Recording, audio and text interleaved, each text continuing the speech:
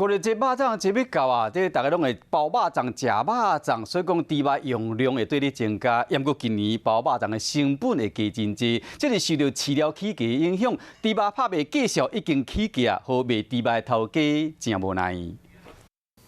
包肉粽拢会用到3层，不过今年因为饲料起价影响，猪肉拍卖价数已经超过85块，估计五日节进前会过起，卖猪肉的人真无奈。对，这波涨幅在每公斤10几块左右，所以这个涨幅对我们业者来说是蛮大的涨幅。猪肉价数一直起，店铺上建议大家会使改用精卡的肉来包粽，会使省一寡成本。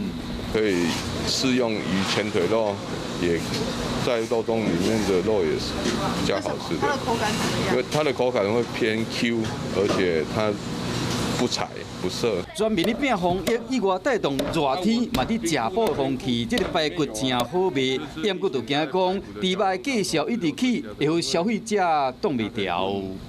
嗨，我是庄宇杰，想要看到更多的新闻内容吗？赶快订阅华视新闻的 YouTube 频道，并且开启小铃铛，跟着宇杰一起看新闻吧。